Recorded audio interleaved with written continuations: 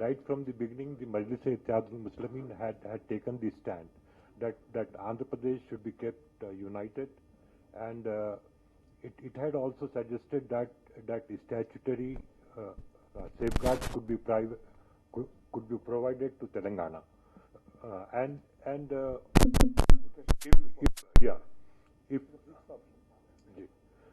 if the state were to be bifurcated on the grounds of backwardness and injustice, then we had suggested that both Rayalaseema and Telangana, which are equally backward, should be brought together and formed into Rayala Telangana, with Hyderabad is the capital.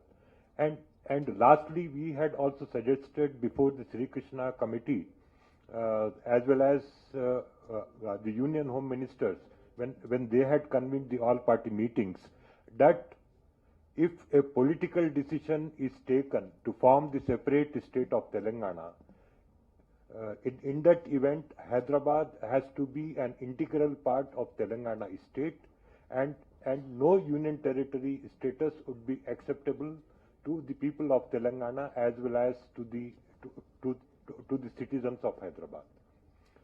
So now that the Congress Working Committee has taken the decision to form the state of Telangana, it is a fait accompli for the parties which are opposing this.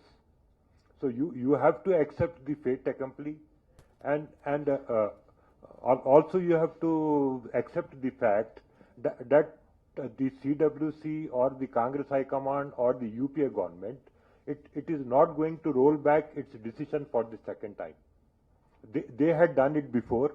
They had done it in December 2009. So they are not going to roll back their decision. So you have to accept the inevitability of the formation of Telangana and accept it. But what has happened is, once the announcement was made, there was some ambiguity in the formulation, in the resolution of the Congress Working Committee on this issue. So the Congress Working Committee merely stated a separate state of Telangana would be formed. There was no reference to 10 districts or anything else. And at the same time, the Congress Working Committee resolution also stated that Hyderabad will be the common capital of both these states. And it also added that administrative and legal measures would be evolved to ensure that both the state governments function efficiently from Hyderabad. So this formulation, it has created or it has given scope as an issue to sort of stop or stall the formation of Telangana. On one issue there was clarity that separate Telangana state could be formed.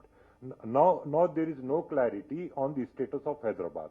So the status of Hyderabad is open to bargaining now, and one section of stakeholders, they are claiming that Hyderabad should be converted into a union territory. So at least 4 formulations have been suggested by them. One is to convert Hyderabad to make Hyderabad a union territory on the lines of Chandigarh. The other is to make Hyderabad a union territory on the lines of Delhi. The third formulation is to make it a union territory on the lines of Pondicherry, and the fourth is to make it the second national capital. But the point here is, all these formulations are not acceptable for the simple reason that these are being used to pressurize as with the posturing to ensure that there is no forward movement on the issue of Telangana state, on the formation of Telangana state. So I would like to suggest that the status of Hyderabad as being an integral part of Telangana state should also be accepted by all the stakeholders, and there can be safeguards for them, in the sense that the biggest safeguard for the Seam Andhra people who are settled in in Hyderabad as well as Telangana region is there was a demographic strength. It is their economic strength. The Telangana, the entire Telangana region, it has got about 20% of the population of entire Telangana region. It consists of the settlers from Seemandhra region.